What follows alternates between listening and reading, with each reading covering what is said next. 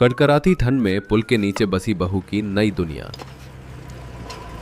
दिसंबर की वो रात कयामत बनकर टूटी थी। शहर की गगनचुंबी इमारतों में हीटर चल रहे थे, लेकिन इस बस्ती के 10 बाई 10 के उस पुराने जर्जर कमरे में मौत जैसी ठंड पसरी थी। दीवारों से चूना झड़ रहा था और छत के कोने से ईंटें खिसक चुकी थी, जहां से सर्द हवा साया साया करती हुई किसी अदृश्य सांप की तरह भीतर घुस रही थी। कमरे में अंधेरा था, बस एक कोने में जलती हुई ढिबरी अपनी आखिरी सांसें गिन रही थी। हे राम, लगता है यमराज आज मुझे लेने ही आए हैं। मेरी हड्डियों में अब जान नहीं बची। अरे मीरा, ओ मीरा बहू, देख तो सही, मेरे पैर हैं भी या गल गए? मीरा जल्दी से पास आते हुए अपने ठंडे हाथों को रगड़कर गर्म करने की कोशिश करती है। अम्मा, आप ऐसा मत बोलिए, अभी रगड़ती हूँ आपके तलवे। हे भगवान, ये तो पत्थर जैसे ठंडे हो गए हैं। घर में जितने भी पुराने कपड़े थे सब इनके ऊपर डाल दिए हैं मीरा। अब तो हमारे शरीर पर जो बचा है वही सहारा है। माँ, बहुत जोर की ठंड लग रही है। रजाई के अंदर भी हवा घुस रही है। मेरे दांत किटकिटा रहे हैं, देखो, कट कट कट। भैया, मुझे भी अपनी तरफ खींच लो ना, मुझे डर लग रहा है। माँ, क्या आज भी खाना नहीं बनेगा? पेट में चूहे कूद रहे हैं। राधा रोते हुए बच्चे को सीने से चिपकाती है। चुप हो जा मेरे लाल, सो जा। लल्ला लल्ला लोरी, दूध की कटोरी। दूध की कटोरी तो सपना हो गई है। मेरे बच्चे का गला सूख रहा है और मैं एक बूंद दूध नहीं दे पा रही। मैं ही पापी हूँ, न दवाई ला पा रहा हूँ न रोटी। सावित्री, ओ सावित्री, सूरज और चंदन अभी तक नहीं आए? नहीं जी, गए तो थे लेबर चौक, पर इतनी ठंड में कौन काम देगा? ऊपर से कोहरा इतना है कि हाथ को हाथ नहीं सूझ रहा। तभी दरवाजा खुलने की आवाज आई। सूरज और चंदन अंदर दाखिल हुए। उनके बाल ओस से भीगे हुए थे और चेहरे पर हताशा थी। उनके खाली हाथ देखकर सावित्री का दिल बैठ गया। कुछ नहीं मिला बाबूजी, आज तो ईंट भत्ते वाले ने भी मना कर दिया। कह रहा था कोहरे में ईंट नहीं सूखती, काम बंद है। और वो राशन वाला लाला, उसने भी उधार देने से मना कर दिया। कह रहा था पिछला हिसाब चुकाओ। इंसानियत तो जैसे मर गई है इस शहर में। बेटा, थोड़ा पानी ही पिला दे, भूख नहीं तो प्यास से ही मर जाएंगे। अभी वे अपनी बेबसी पर रो ही रहे थे कि बाहर दरवाजा जोर से खटखटाया गया। दरवाजा इतना कमजोर था कि लगा अभी चौखट से उखड़ जाएगा। अरे ओ माधव, दरवाजा खोल, या आज दरवाजा तोड़कर ही अंदर आऊं। हे भगवान, सेठ गजानन आ गया। सूरज बेटा, दरवाजा खोल, वरना ये हंगामा करेगा। सेठ जी, इतनी रात गए? रात गए नहीं तो क्या, आरती उतारने आऊं? 3 महीने हो गए किराया नहीं आया। और सुन, मुझे कोठरी कल सुबह तक खाली चाहिए, मुझे गोदाम बनाना है यहाँ। हाँ, सही कह रहे हैं भाई साहब। इनके रोने धोने और बीमारी से पूरी गली में मनहूसियत फैली रहती है। निकालो इन्हें। सेठ जी, आप देख रहे हैं, बाहर प्रलय जैसी ठंड है। बच्चे हैं, बूढ़ी अम्मा है। अगर हम अभी निकले तो ठंड से मर जाएंगे। बस 2 दिन मौसम थोड़ा खुलने दीजिए। मरते हो तो मरो, मेरी बला से। मुझे मेरा घर चाहिए। अगर तुम नहीं निकलोगे तो मैं सामान बाहर फेंकना शुरू कर दूंगा। खबरदार, जो हमारे सामान को हाथ लगाया तो। हम इज्जत से बात कर रहे हैं, इसका मतलब ये नहीं। नहीं चंदन, सेठ जी से जबान मत लड़ा। सेठ जी, माय बाप, रहम करो, बस आज की रात रुक जाओ, सुबह होते ही हम चले जाएंगे। ड्रामा मत कर माधव, बहुत देख लिए तेरे नाटक। चलो निकलो। मुन्नी, बंटी, हटो यहां से। गजानन ने एक एक करके उनका टूटा फूटा सामान, पतीले, पुरानी संदूक, फटे कपड़े गली में फेंकना शुरू कर दिया। बच्चे डर के मारे एक कोने में दुबक गए। राधा अपने बच्चे को बचाने के लिए आड़ बन गई। अच्छा हुआ, अब शांति मिलेगी। चलो भाई साहब, ताला लगाओ। आधे घंटे के भीतर वो पूरा परिवार सड़क पर था। कोहरा इतना घना था कि स्ट्रीट लाइट भी धुंधली पीली बिंदी जैसी लग रही थी। सर पर न छत थी न जेब में पैसा, केवल एक पोटली में कुछ बर्तन और आंखों में बेइंतहा खौफ। बर्फीली हवाएं अब सीधे उनके शरीर से टकरा रही थी। गली के कुत्ते उन पर भौंक रहे थे। वे बेतहाशा चलते रहे, लेकिन शहर की हर चौखट उनके लिए बंद थी। एक मंदिर के बाहर पुजारी ने दरवाजा बंद कर लिया। रैन बसेरे के बाहर जगह नहीं है का बोर्ड टंगा था। बस अब और चलने की ताकत नहीं है, मेरे फेफड़े फट जाएंगे। बाबूजी, हिम्मत मत हारिए। थोड़ा आगे शहर के बाहर वाला रेलवे पुल है, वहां कम से कम छत तो मिलेगी। पुलिस वाले भी वहां कम आते हैं। हाँ बाबूजी, चलिए, अम्मा का शरीर तो बर्फ हो रहा है। वे घिसटते हुए शहर के बाहरी इलाके में पहुंचे, जहां एक पुराना रेलवे पुल था। पुल के नीचे सूखी नदी की रेत और कीचड़ थी। ऊपर से गुजरती गाड़ियों की गड़गड़ाहट और नीचे सन्नाटा था। वहां बदबू थी, नमी थी, लेकिन खुले आसमान से बेहतर था। यहाँ तो बहुत सीलन है, बच्चे कैसे सोएंगे? यही हमारा बिस्तर है बहू। आ जाओ, सब एक दूसरे से चिपक कर बैठो। यहाँ बहुत अंधेरा है माँ, डर लग रहा है। जीजी, मैंने चूल्हा तो ईंटों से बना लिया, पर माचिस वो तो शायद घर में ही छूट गई या सीलन से खराब हो गई। हे भगवान, आग नहीं जलेगी तो हम रात भर में अकड़ जाएंगे। मुन्नी, बंटी के हाथ देखो, नीले पड़ रहे हैं। कुछ करो सूरज, कुछ करो, नहीं तो सुबह तक हम में से कोई नहीं बचेगा। भैया, चंदन भैया, देखो वहाँ पिलर के पास वो चमकीले पत्थर, मैंने स्कूल में पढ़ा था, चकमक पत्थर। हाँ गौरी, तू सही कह रही है। चंदन, जल्दी सूखी घास ढूंढ, कूड़े के ढेर में कुछ कागज या प्लास्टिक मिल जाएगा। दोनों भाइयों ने पागलों की तरह सूखी घास और कूड़ा इकट्ठा किया। उनकी उंगलियां ठंड से सुन्न थी, पत्थर पकड़ में नहीं आ रहे थे। जल जा, भगवान के लिए जल जा। खट खट की आवाज गूंजती रही। 10 मिनट की कड़ी मशक्कत के बाद एक चिंगारी निकली और सूखी घास ने आग पकड़ ली। आग की पीली लपटें उठते ही मानो मौत के मुंह से जिंदगी वापस आ गई। हे भगवान, तेरा शुक्र है। माँ, गर्मी तो मिल गई, पर पेट में बहुत दर्द हो रहा है। रुको बेटा, बस यही आखिरी मुट्ठी बची है। पानी है बोतल में, मैं खिचड़ी बनाती हूँ। एक टूटे हुए पतीले में वो पतली सी खिचड़ी पकने लगी। उसकी खुशबू ने भूख को और बढ़ा दिया। उस रात वे सब एक दूसरे से सटकर गीली जमीन पर बोरी बिछाकर लेटे। ऊपर से ट्रेन गुजरती तो धूल गिरती, लेकिन वे इतने थक चुके थे कि वही शोर लोरी बन गया। अगली सुबह जब सूरज निकला तो वो भी कोहरे की चादर में लिपटा हुआ बीमार सा लग रहा था। पुल के नीचे की जिंदगी नर्क से बदतर थी। वहां न प्राइवेसी थी, न सुरक्षा। बर्फीली हवाएं सीधे अंदर आती और हड्डियों को गला देती। चंदन, मैं शहर जा रहा हूँ, शायद आज कुछ काम मिल जाए। मैं भी चलता हूँ भैया, यहाँ बैठकर तो भूख और डराएगी। बेटा, खाली पेट जा रहे हो? माँ, काम मिलेगा तो शाम को भर कर लाएंगे। आप बस अम्मा और बच्चों का ध्यान रखना। दिन भर वे शहर में भटकते रहे, लेकिन ठंड के कारण बाजार बंद थे और निर्माण कार्य रुके हुए थे। शाम को वे खाली हाथ लौटे। उनके चेहरों पर हताशा देख मीरा समझ गई। कुछ नहीं मिला? नहीं मीरा, आज तो लगता है हवा खाकर ही सोना पड़ेगा। राधा रात में अचानक जागती है। जीजी, उठो।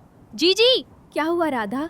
वहां देखो, झाड़ियों के पीछे 2 आंखें चमक रही हैं। कोई जानवर है।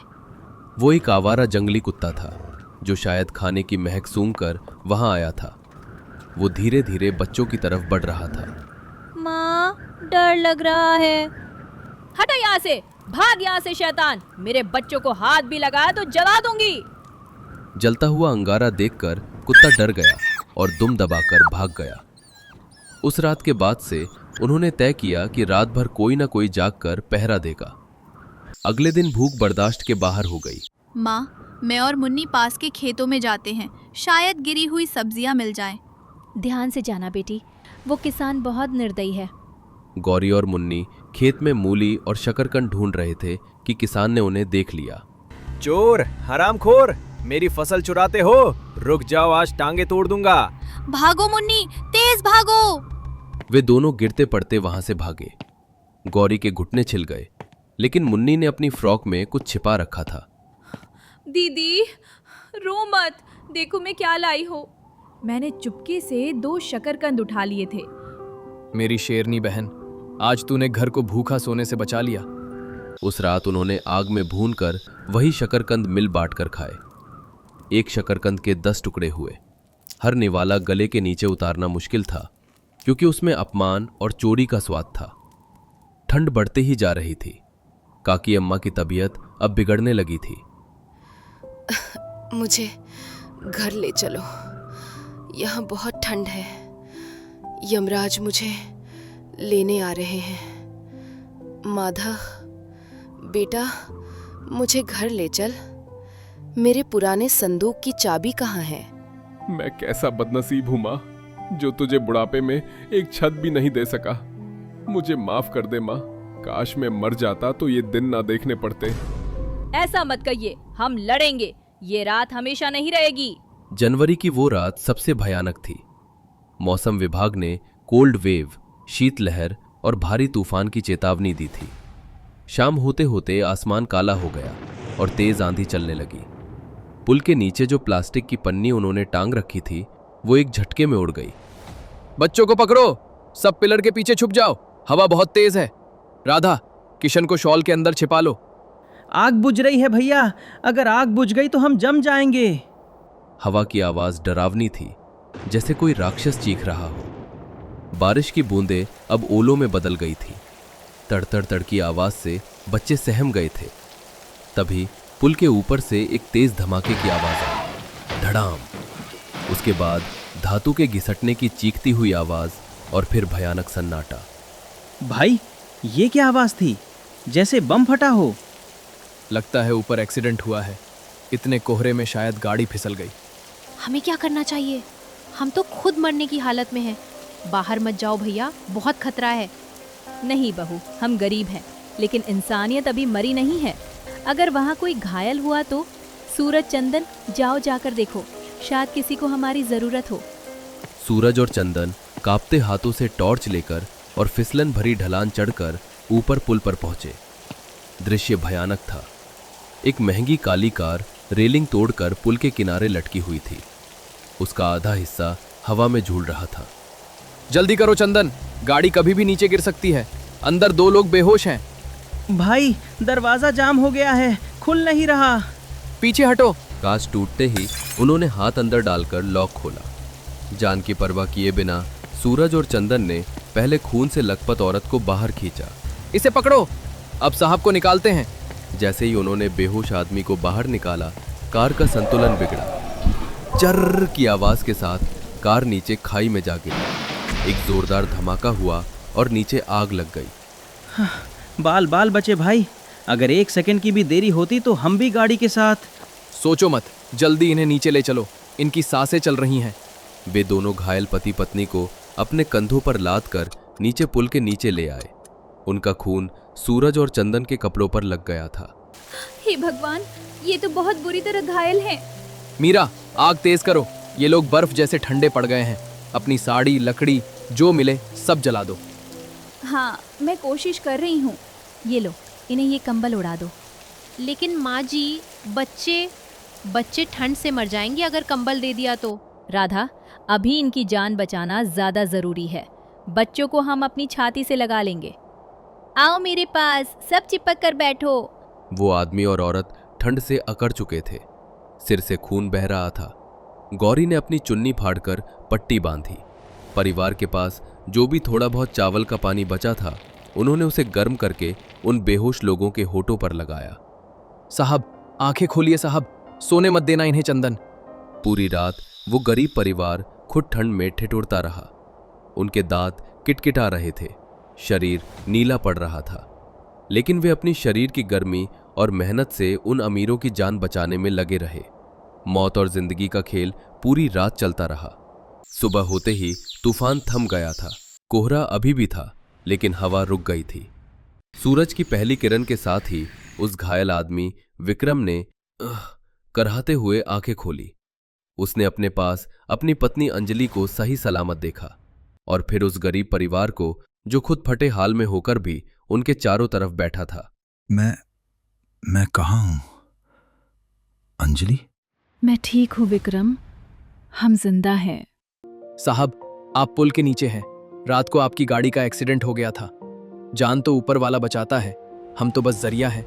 आप पानी पीजिए। ये जगह, हम पुल के नीचे है और तुम लोग? हम यही रहते हैं बेटा, ये हमारा घर है।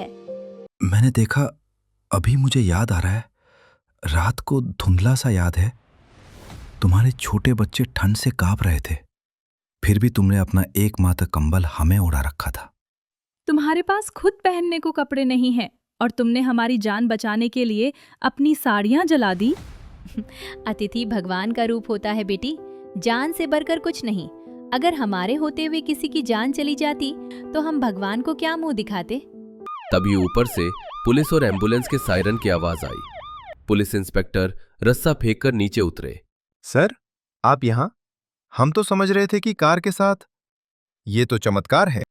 चमत्कार नहीं इंस्पेक्टर, इंसानियत। इन लोगों ने हमें बचाया है। विक्रम जाने से पहले रुका। उसने सूरज का हाथ अपने दोनों हाथों में थाम लिया। सूरज, मैं तुम्हें कुछ पैसे देकर छोटा नहीं करूंगा। पैसे तो खत्म हो जाएंगे। तुम लोगों ने मुझे सिखाया है कि अमीरी दिल की होती है। मेरा पास के शहर में एक बड़ा फार्म हाउस है और मेरी फैक्ट्री है। मुझे वहां ऐसे लोगों की जरूरत है जो वफादार हों, इंसान हों। क्या तुम और तुम्हारा परिवार मेरे साथ चलोगे? वहां तुम्हें काम, घर और इज्जत सब मिलेगी। क्या ये सच है साहब? क्या हमारे बच्चों को छत मिलेगी? ये मेरा वादा है बाबा। अब से आप मेरे परिवार हैं। 2 दिन बाद विक्रम खुद अपनी नई बड़ी गाड़ी लेकर पुल के नीचे आया। जब वे लोग अपना थोड़ा बहुत सामान लेकर गाड़ी में बैठ रहे थे तो संयोग से पड़ोस की विमला चाची और वही क्रूर मकान मालिक गजानन, जो उस रास्ते से गुजर रहे थे, भीड़ में खड़े होकर देख रहे थे। बाबूजी, देखिए सेठ गजानन। विक्रम गाड़ी का शीशा नीचे करते हुए गजानन को पहचानते हुए, क्योंकि सावित्री ने उसे सब बता दिया था। सेठ जी, पहचान रहे हैं इन्हें? आपने इन्हें कचरे की तरह घर से निकालकर ठंड में मरने के लिए छोड़ दिया था, लेकिन इनकी इसी गरीबी और बड़े दिल ने आज 2 जानें बचा ली। अगर ये उस रात अपने घर में होते तो शायद मैं और मेरी पत्नी आज जिंदा ना होते। मुझसे गलती हो गई साहब। गलती नहीं, पाप किया था आपने। अमीरी दीवारों की नहीं, संस्कारों की होती है। गाड़ी आगे बढ़ गई। धूल का एक गुबार उड़ा और पुल पीछे छूट गया। अब वे एक बड़े पक्के फार्म हाउस में थे। वहां हर कमरे में हीटर, नरम बिस्तर और रसोई में अनाज की बोरियां भरी थी। बच्चों की आंखों में अब डर नहीं, चमक थी। जब बाहर फिर वही जानलेवा बर्फीली हवा चलने लगी तो पूरा परिवार एक बड़ी सी अंगीठी के सामने बैठा था। काकी अम्मा मखमली रजाई में थीं। बेटा सूरज, उस पुल के नीचे की ठंड ने हमें बहुत तरपाया, हमारी परीक्षा ली। लेकिन उसी ठंड और उस तूफानी रात ने हमें ये गर्माहट भी दी है। भगवान इम्तिहान करा लेता है, लेकिन सब्र का फल मीठा होता है। और देखो, आज चाय में चीनी भी है और दूध भी। अब ठंड में पुल के नीचे बसा वो ससुराल एक कड़वा अतीत बन चुका था, लेकिन उस संघर्ष ने उनके रिश्तों को और भी मजबूत और गर्म बना दिया था। उन्होंने सीखा कि उम्मीद की लौ सबसे अंधेरी और ठंडी रात में ही सबसे ज्यादा चमकती है। रात का सन्नाटा नहीं, बल्कि तूफान का शोर है। स्क्रीन एकदम काली है, सिर्फ दांत किटकिटाने और भारी सांस लेने की आवाजें आ रही हैं। इंसान तब नहीं हारता जब वो बेघर होता है, वो तब हारता है जब उसकी आंखों के सामने उसके अपने ठंड से नीले पड़ने लगते हैं। ये कहानी किसी जुगार की नहीं, ये कहानी है मौत के मुंह से जिंदगी छीन लाने की। हल्की रोशनी होती है। हम एक विशाल खोखले पेड़ के अंदर है। बाहर बर्फीली हवा का तांडव है। अंदर रामदीन जमीन पर लेटे हैं। उनका शरीर अकड़ रहा है। बाबूजी, आंखें खोलिए बाबूजी, सोइए मत। अगर सो गए तो फिर नहीं उठेंगे। बाबूजी। छोड़ दे विक्रम, अब और कितनी देर? देख, इनके होठ नीले पड़ गए हैं। शायद भगवान को यही मंजूर था कि हम इस पेड़ की कब्र में दफन हो जाए। भैया, मुझे अब ठंड नहीं लग रही, मुझे नींद आ रही है। नहीं चंपा, सोना नहीं है। विक्रम, वो आग क्यों नहीं जल रही? सब गीला है आरती, सब कुछ। नदी ने हमारा घर छीना, हमारा राशन छीना, अब ये लकड़ियां भी माचिस की तीलियां तक सील गई हैं। हम आज रात नहीं बचेंगे। नहीं विक्रम, हम यहाँ मरने नहीं आए हैं। अगर आग नहीं जल रही तो हम जमीन से गर्मी निकालेंगे। 24 घंटे पहले घर का आंगन, बारिश और ओले गिर रहे हैं। बहुत हो गया ड्रामा, ये घर मेरा है। अगर अगले 5 मिनट में तुम लोग यहाँ से नहीं निकले तो मैं इन बूढ़ों को धक्के मारकर बाहर निकालूंगी। भाभी, बाबूजी को तेज बुखार है, बाहर ओले गिर रहे हैं। सिर्फ आज की रात, कल सुबह हम चले जाएंगे। मैं आपके पैर पड़ता हूँ। चंपा अभी बच्ची है भाभी। मंजू जो कह रही है वही होगा। बीमारी का बहाना मत बनाओ, निकलो यहाँ से। मुझे ये जमीन खाली चाहिए। अरे सुनता क्या है, फेंक इनका सामान बाहर। सामान कीचड़ में फेंका जाता है। रामदीन को खाट से खींचकर उठाया जाता है। चंपा रो रही है। आरती विक्रम को उठाती है। उठिए विक्रम, भीख उनसे मांगी जाती है जिनके पास दिल होता है। ये घर अब हमारा नहीं है और ये लोग अब हमारे अपने नहीं हैं। चलिए। वापस वर्तमान में, पेड़ के अंदर रात और गहरी हो गई है। मौत का साया मंडरा रहा है। विक्रम, नीचे देखो, जड़ों के बीच वाली दरार में। ध्यान से सुनो। वहां क्या है आरती? सिर्फ कीचड़ और अंधेरा है। मेरा दिमाग काम नहीं कर रहा। नहीं, वहां से भाप आ रही है। मैंने आते वक्त देखा था, पास ही एक गर्म पानी का स्रोत था जो नदी में मिल रहा था। उसकी एक धारा इस पेड़ के ठीक नीचे से गुजर रही है। ये पेड़ इसीलिए जिंदा है क्योंकि इसकी जड़ें गर्म हैं। तो क्या हम उस उबलते पानी में नहीं जा सकते आरती? वो जमीन के बहुत नीचे है। हमें पानी में नहीं जाना, हमें उस गर्मी को ऊपर लाना है। विक्रम, याद करो वो हमारी टूटी हुई नाव, उसमें लोहे का वो पुराना एग्जॉस्ट पाइप लगा था ना? हाँ, लेकिन वो नाव तो चट्टानों के बीच फंसी है, आधे पानी में। बाहर जानलेवा ठंड है आरती, और पानी -डिग्री में होगा। मैं वहां नहीं जा सकता। आरती चंपा और रामदीन की तरफ देखती है जो अब हिल भी नहीं रहे।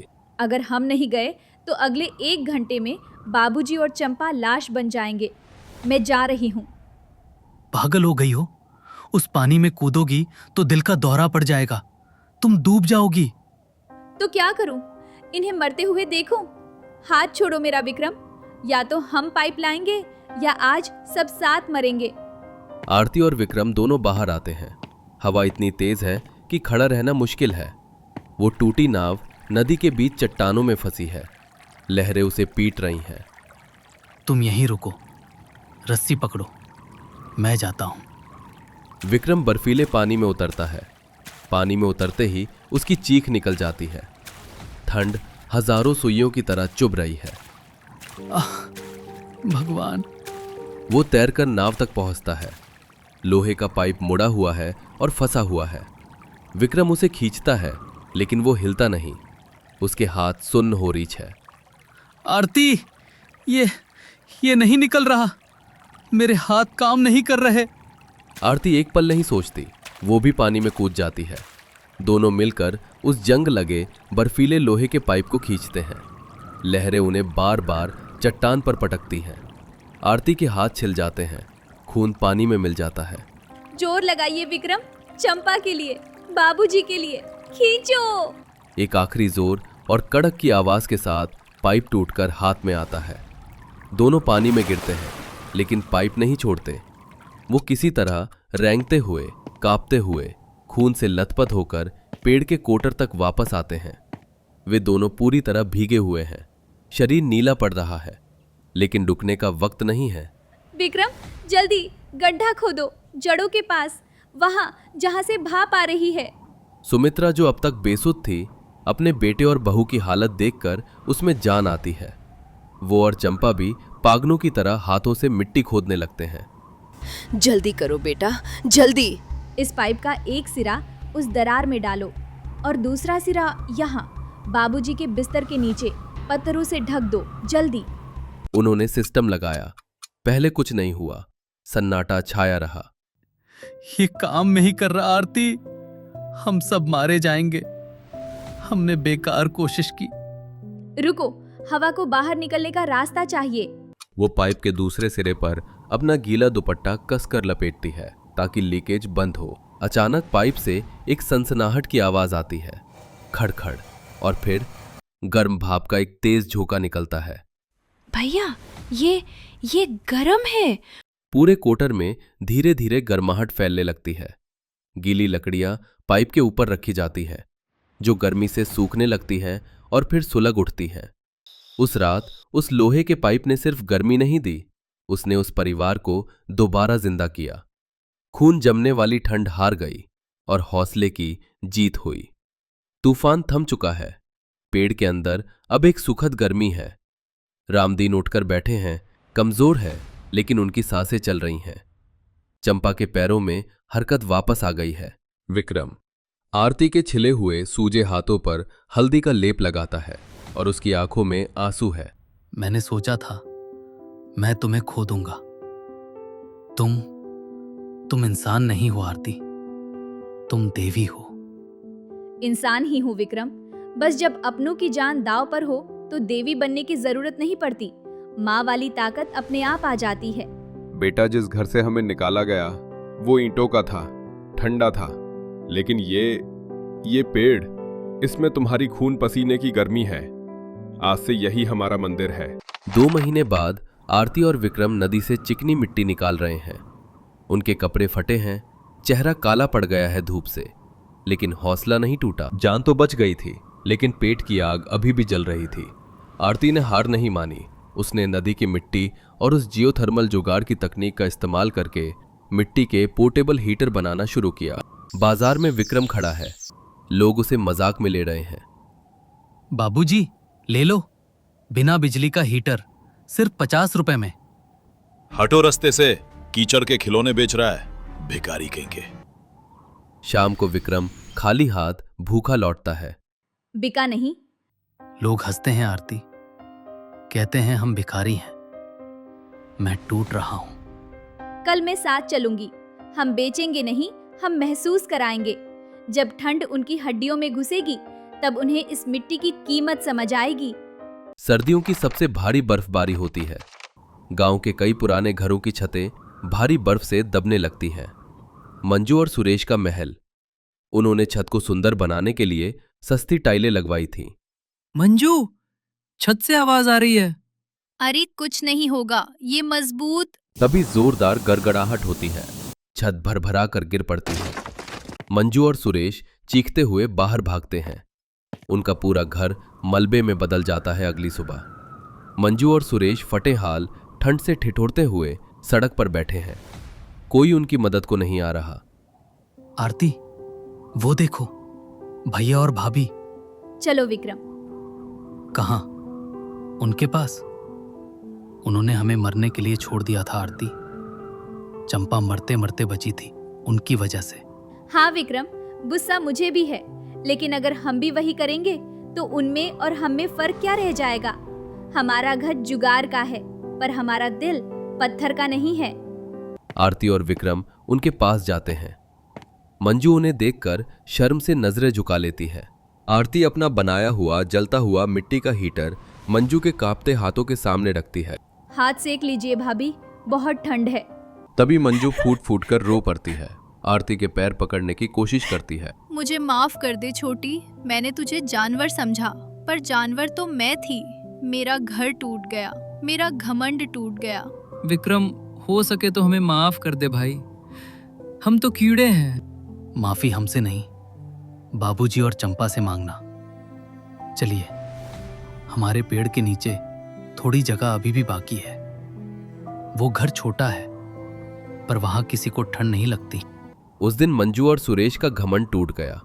उस विशाल पेड़ ने फिर सबको पनाह दी, जो अब सुंदर कमरों से घिरा एक आशियाना बन चुका था। आरती, विक्रम और चंपा नदी किनारे बैठे ढलते सूरज को देख रहे हैं। उन्होंने साबित कर दिया कि जब हौसले की गर्मी साथ हो तो बड़ी से बड़ी ठंड भी हार मान लेती है।